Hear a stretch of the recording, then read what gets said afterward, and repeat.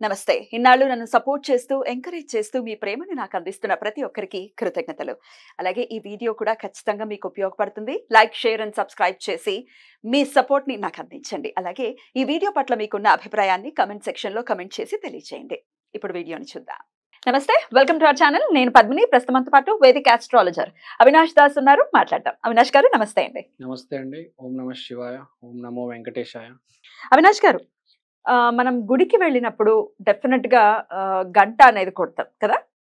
అవునండి. అయితే ఈ గంట కొట్టటం కొంతమంది టప టప టప టప కొడుతూనే ఉంటారు. కొంతమందేమో కొంచెం హంబుల్‌గా దాంతో బిహేవ్ చేస్తారు.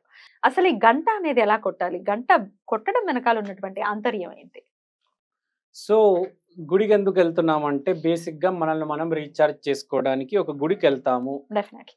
మన గురు శక్తి అనేది ఎప్పటికప్పుడు డౌన్ అయిపోతూ ఉంటది. హ్మ్. మన చుట్టుపక్కల ఉన్న చాలా మంది దృష్టి పెడుతూ ఉంటారు. హ్మ్. సో, ఇప్పుడు నేను మీకు బేసిక్‌గా మనకు ఆరా అని అంటారు.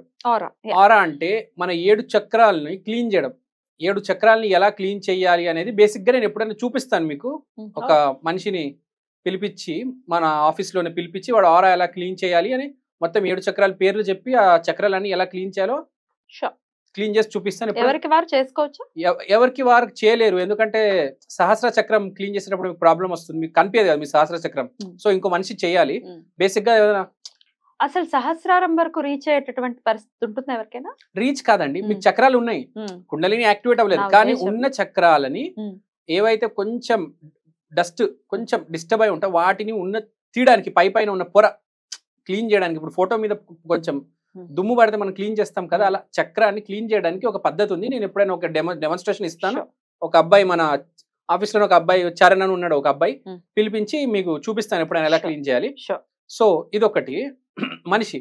ఇంకోటి ఏంది, మనం గుడికి వెళ్ళి కూడా గుడిలో కూడా సేమ్ ఈ చక్రాలు అంటే ఏం లేదు, కుండలిని అంటే నవగ్రహాలు అంటే ఏం లేదు, మొత్తం దేవుడే. మనం గుడికి వెళ్ళేది కూడా ఈ చక్రాలు క్లీన్ చేసుకోవడానికి, మన సోల్స్ రీఛార్జ్, మన సోల్ రీఛార్జ్ చేసుకోవడానికి. అయితే గుడికి వెళ్ళాక రీఛార్జ్ ఎలా చేసుకోవాలి అనేది మనకు కామన్ సెన్స్ ఉండాలండి. కానీ చాలా మందికి తెలియదు గుడికి వెళ్ళాక ఏం చేయాలి. ఫస్ట్ కాలు ఎందుకు కడుక్కోవాలి గుడికి వెళ్ళాక అంటే, అరికాల మీద గురువు ఉంటాడు. నువ్వు వెళ్తుంది గురువు దగ్గరికి, ముందు అరికాలు క్లీన్ చేసుకొని వెళ్ళు అంటారు. కొందరు పాదలేమో నల్లగా ఉంటాయి, మొత్తం మట్టి ఉంటుంది, అసలు అరికాలు కూడా కనిపించదు, దాని మీద కూడా నల్లగా ఉంటది, అవి వేసుకొని వెళ్ళిపోతారు. అట్లా ఉండకూడదు, అస్సలు ఉండకూడదు. ఎప్పటికప్పుడు అరికాలు క్లీన్ ఉంచాలి అని చెప్తూ ఉంటారు. అవును, మీరు ఎక్కడైనా ఓకే, గుడికి వెళ్ళేటప్పుడు మాత్రం అరికాలు మొత్తం పరిశుభ్రంగా క్లీన్ చేయాలి. లేకపోతే మీ ప్రేయర్ పని రాదు. మీరు పూలు పట్టుకొని అన్ని పట్టుకొని హోమాలు అన్ని చేస్తారు, కింద కాలు నల్లగా ఉంటే ఏం లాభం, మొత్తం పోయినట్టే కదా. ఎంట్రీగా మీరు తప్పు చేస్తే ఎట్లా, అరికాలు క్లీన్ చేసుకొని లోపలికి పోయి, సరే అరికాలు క్లీన్ చేసుకున్నారు, ఇప్పుడు లోపలికి పోవాలి. లోపలికి పోయిన తర్వాత ఎనర్జీ క్లీన్ చేసుకోవాలి. మీకు తెలుసు ఎనర్జీ మీటర్లు ఉంటాయి, ఇలా ఉంటాయి, మీకు ఐడియా ఉంది, ఇలా ఉంటాయి. బట్ అవి ఫేక్ అది ఇది అని అంటూ ఉంటారు. అవేం లేదు, 100% నిజం అవి. సో మనం ఎనర్జీ అవి నేను చూపిస్తాను కావాలంటే, ఎప్పుడైనా మనం మన వాస్తు ఎక్స్పర్ట్స్ దగ్గర ఉంటాయి, అవి తీసుకొని చెక్ చేయవచ్చు. సో గుడి వెళ్లే ముందు ఎనర్జీ ఎలా ఉంది, గుడి లోపలికి పోయిన తర్వాత ఎనర్జీ ఎలా ఉంది, మనం చెక్ చేసుకోవచ్చు మీటర్తో. అది సరే పక్కన పెడదాం. ఇప్పుడు ఎనర్జీ ఎలా క్లీన్ చేయాలి, లోపలికి వెళ్ళాము, ఎనర్జీ ఎలా క్లీన్ అవుతుంది, 2 మార్గాల్లో క్లీన్ అవుతుంది ఎనర్జీ అనేది. ఫస్ట్, ఇప్పుడు ఆంజనేయ స్వామి ఉన్నాడు, ఆంజనేయ స్వామి వెళ్ళే ముందు మీ ఎనర్జీ చెక్ చేస్తే ఎలా ఉంది, ఆంజనేయ స్వామి లోపలికి వెళ్ళాక ఆంజనేయ స్వామి చుట్టూ ప్రదక్షిణం వేశాక మీ ఎనర్జీ చెక్ చేస్తే ఎనర్జీ డిఫరెన్స్ తెలుస్తుంది. ఏదైతే నెగిటివ్ లో ఉందో అది పాజిటివ్ కి వస్తుంది. ఏదైతే ఇలా మీటర్స్ లోపలికి వెళ్ళిపోతాయి అవే బయటకు వస్తాయి, ఇట్లా రిపెల్ అయి బయటకు వస్తాయి. మీరు కావాలంటే టెస్ట్ చేయొచ్చు, యూట్యూబ్ లో చాలా వీడియోస్ ఉన్నాయండి. ఆంజనేయ స్వామి విగ్రహం గుడి చుట్టూ ప్రదక్షిణాలు కొట్టిన తర్వాత ముందు ఎనర్జీ ఎలా ఉందో మీటర్స్ తో చెక్ చేసి చూపించారు, చాలా వీడియోస్ ఉన్నాయి. బట్ ఆ వీడియోస్ కిందనే కమెంట్స్ మనం చూస్తాం. నేను చూసాను ఆ వీడియోస్, కమెంట్స్ చూస్తే ఇది ఫేక్, ఆయన ఏదో బటన్ నొక్కుతున్నాడు, ఇట్లా రకరకాలు వస్తూ ఉంటాయి.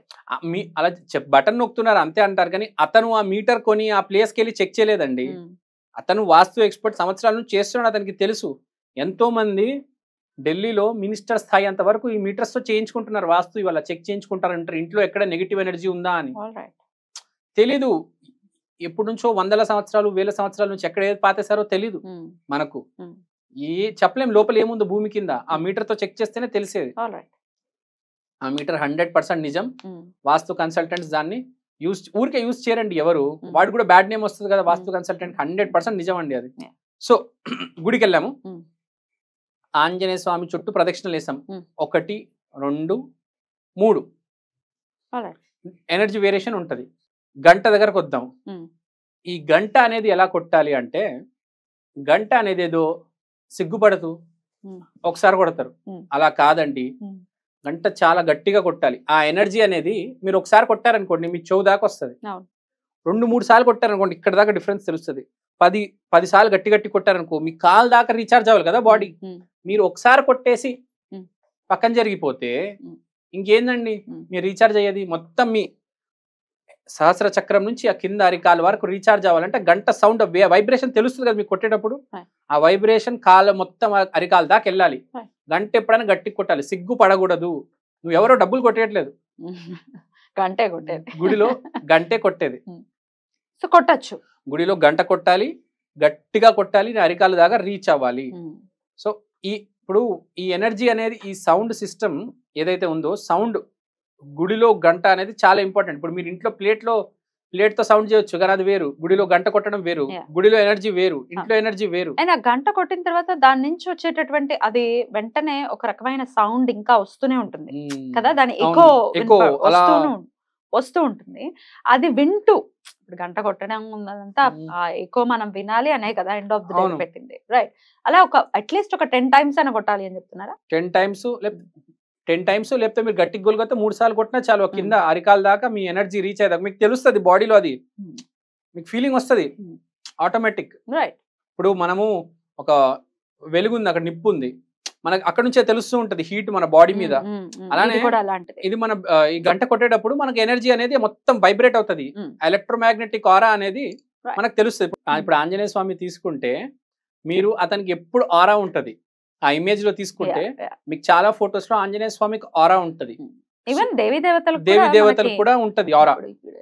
ఫోటో చూస్తే ఇక్కడ మనకి ఈ లైన్ అంతా ఆరా లాగానే కన్సిడర్ చేస్తారు. ఆటోమేటిక్ ఈ లైన్ మీరు ఆరా అనుకోవచ్చు. ఆమె చుట్టూరు ఉన్న ఒక మీకు స్టార్స్ కనిపిస్తున్నాయి, ఆ స్టార్స్ అదే అంతా ఆరానే, ఆరా లాగా మనం ఆరా లాగా కనిపిస్తుంది. అసలు మామూలుగా ఏ దేవి దేవతల విగ్రహాలకైనా మనకి ఆ ఫొటోస్ కి అయితే ఆరా కూడా మనకి పెయింట్ ఉంటుంది, ఆ ఒక లైట్ వచ్చినట్టు ఉంటది. కరెక్ట్. మనం కూడా ఒకసారి తీక్షణంగా అబ్జర్వ్ చేస్తే మనుషుల ఆరాని కూడా మనం చూడొచ్చు, కనిపిస్తూ ఉంటుంది, లైన్ లాగా కనిపిస్తూ ఉంటుంది. మనకు కూడా ఉంటది, మీకు కూడా ఉంటది ఆరా. రైట్. మనము కొన్ని ఇప్పుడు ultra violet radiations, infrared radiations వాడి ఆరా చూడొచ్చు. యాక్చువల్ గా చీకట్లో మనిషి చుట్టూ ఒక ఆరా ఉంటది. మనం ఎంత పాజిటివ్ గా ఉంటామో ఈ రెమెడీస్ చెప్పేది అందుకే కదా. మీ ఆరా మారుస్తే మీ పరిస్థితి మారుతుంది. చివరికి ఈ ఆరా గానీ, ఆరా వచ్చేది ఎక్కడ? మన చక్రాల నుంచే కదా.